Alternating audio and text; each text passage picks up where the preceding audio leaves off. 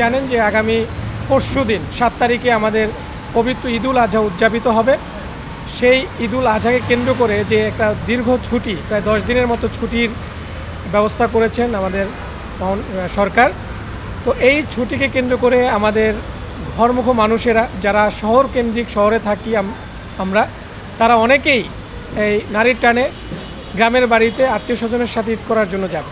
এবং আপনারা জানেন যে ঢাকা চিটাগাং হাইওয়েটা হচ্ছে আমাদের বাংলাদেশের একটা প্রাণকেন্দ্র এবং লাইফলাইন বলা যায় এটাকে। এবং এই মহাসড়কে প্রায় প্রতিদিন প্রায় 25 থেকে 30 হাজারের মতো গাড়ি চলাচল করে। এবং আমরা বিভিন্ন সময় দেখেছি যে এই রাস্তায় জ্যামজটের মতো ঘটনা ঘটে, বিভিন্ন জায়গায় দীর্ঘ জ্যামজটের ঘটনা আমরা দেখেছি, বিশেষ করে অনেক পূর্বে আগের ঈদগুলোতে।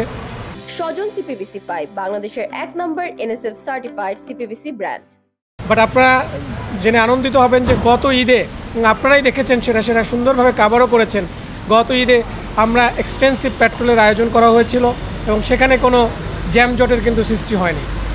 এই মহাসড়কে চুরি, ছিনতাই এবং ডাকাতির মতো ঘটনা ঘটে থাকে, বিচ্ছিন্ন ঘটনা। এখনও যে হয় না তা না, টুকটাক এখনও বিচ্ছিন্ন ঘটনা ঘটছে।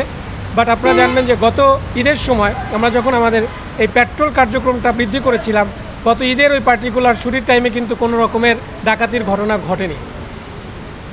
আমরা এই লক্ষ্যেই যাতে নির্বিঘ্নে এই মানুষগুলো শহরের মানুষগুলো যাতে তাদের গ্রামের বাড়িতে আনন্দের সাথে উদযাপন করতে যেতে পারে, সেই লক্ষ্যেই আমাদের এই অ্যাগ্রেসিভ পেট্রোল বা এক্সটেন্সিভ পেট্রোলের আয়োজন করা হয়েছে। এইটা আমরা আমাদের এই পেট্রোল কার্যক্রমটা 3টা পর্বে ভাগ করেছি, যেটা হচ্ছে ঈদের পূর্বে, যেটা অলরেডি শুরু হয়ে গেছে, আপনারা দেখেছেন।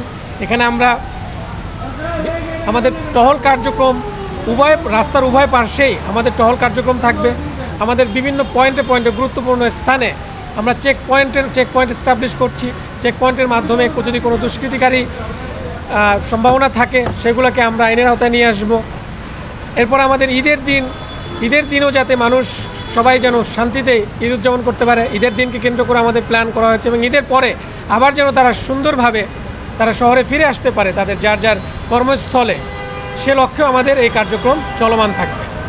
তো এখানে আমাদের টহল কার্যক্রম রয়েছে, আমাদের গোয়েন্দা নজরদারি রয়েছে, আমাদের বিভিন্ন পয়েন্টে চেক পয়েন্ট এস্টাবলিশ করা হচ্ছে।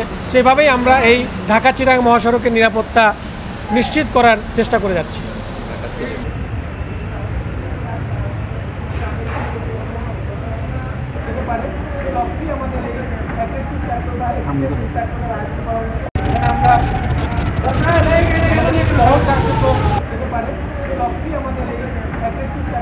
আমরা